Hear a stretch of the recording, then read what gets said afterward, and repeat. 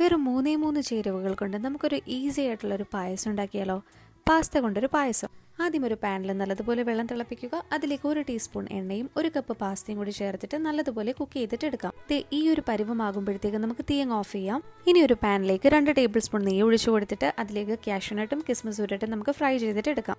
ഇനി ഒരു പാനിലോട്ട് 1 ലിറ്റർ പാൽ ഒഴിച്ചു കൊടുക്കുക. എന്നിട്ട് പാല് ചൂടാകുന്നത് വരെ നന്നായിട്ട് മിക്സ് ചെയ്തുകൊണ്ടേ ഇരിക്കണം. പാല് ചൂടാകുമ്പോൾ അതിലേക്ക് 6 ടേബിൾ സ്പൂൺ പഞ്ചസാരയും 10 ഏലക്കും കൂടി മിക്സ് ചെയ്തിട്ട് പൊടിച്ചത് ആഡ് ചെയ്തിട്ട് കൊടുക്കാം. പാല് തിളച്ച് വരുമ്പോൾ വേവിച്ചു വെച്ചിരിക്കുന്ന പാസ്ത ആഡ് ചെയ്തിട്ട് കൊടുക്കാം. എന്നിട്ട് കണ്ടിന്യൂസ് ആയിട്ട് മിക്സ് ചെയ്ത് കൊടുത്തുകൊണ്ടേ ഇരിക്കണം. അപ്പോൾ നമ്മുടെ പായസമൊക്കെ കുറുകി നല്ല സെറ്റായിട്ട് വന്നിട്ടുണ്ട്. ഈ പായസത്തിന്റെ ടേസ്റ്റ് എൻഹാൻസ് ചെയ്യുന്ന സംഭവമാണ് ഈ സൈഡിൽ പറ്റി പിടിച്ചിരിക്കുന്നത്. മാക്സിമം നമ്മളത് പായസത്തിലൂടെ തന്നെ മിക്സ് ചെയ്ത് കൊടുക്കാനായിട്ട് ട്രൈ ചെയ്യണം.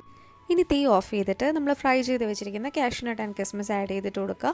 എന്നിട്ട് ഒരു 10-15 മിനിറ്റ് കഴിയുമ്പോൾ നമുക്കിതെടുത്ത് സെർവ് ചെയ്യാവുന്നതാണ്. അപ്പോൾ എല്ലാവരും ഈ റെസിപ്പി ഒന്ന് ട്രൈ ചെയ്യുക. And please do comment your feedback. Thank you.